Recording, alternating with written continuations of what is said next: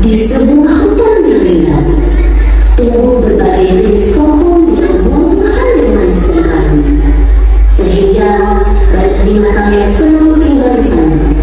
Rusa, gajah, beruang, hingga aneka serangga hidup dengan harmonis.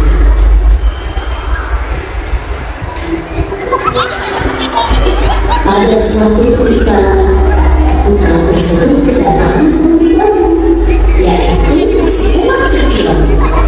Banyak binatang yang tidak menyukainya karena wajahnya yang buruk.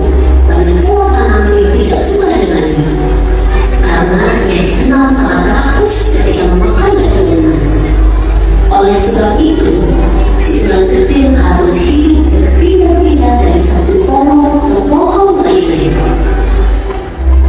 Wahai pohon apel, bolehkah aku tinggal di dalammu yang kuat?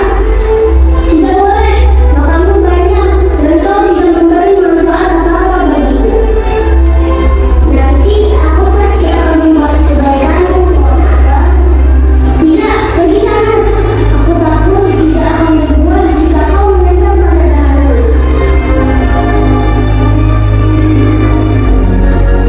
Dengan sedih, si ular kecil mencari pohon lain untuk ditinggalkan. Namun, pohon-pohon di hutan tersebut menolaknya. Si ular kecil tidak menyerah. Ia terus berjalan dan bertanya kepada pohon-pohon di sepanjang perjalanan, hingga tibalah ia di tepi hutan. Si ular kecil menangis.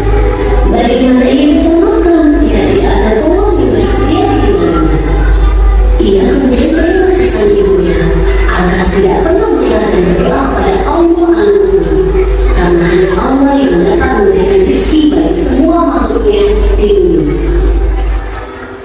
Ya Allah yang bumi, berilah aku rezeki berupa daun-daunan agar aku bisa makan, dan berilah aku tetap berlindung pada tanaman yang baik hati.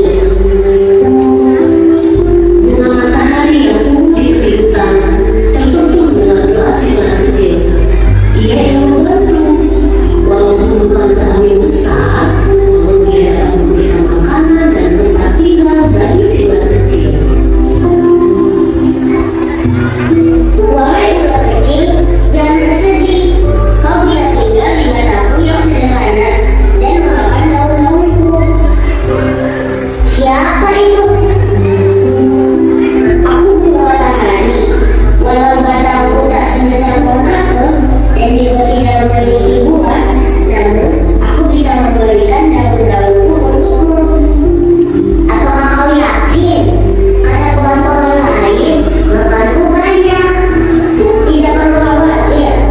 Apalah arti beberapa lembar daun dibandingkan dengan seorang sahabat setia yang selalu berbagi. Si ular kecil sangat senang. Ia berani menemukan tempat bernaung dan berkata, ia juga memiliki sahabat baru. Allah telah mengabulkan doanya. Ia sangat bersyukur kepada Allah. Sejak saat itu, si ular kecil menghabiskan waktunya bersama bunga matahari yang baik hati. Mereka bercerita, bermain, dan tertawa bersama. Namun pada suatu hari, Wahai sahabatku, hari ini adalah hari terakhir kita bisa bermain bersama. Memang kenapa mulai kecil? Mulai besok aku harus berpuasa di dalam kepompong agar bisa menjadi makhluk yang lebih baik, yang bisa memberi manfaat seperti dirimu. Selama ini aku banyak banget untuk bekalku berpuasa. Baiklah anak kecil, aku hanya dapat mendoakanmu. Terima kasih atas segala kebaikanmu selama ini. Sampai berjumpa lagi sahabatku.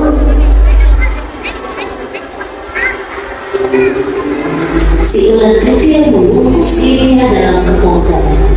Bunga matahari melindungi sahabatnya dari panas dan hujan, juga menjalani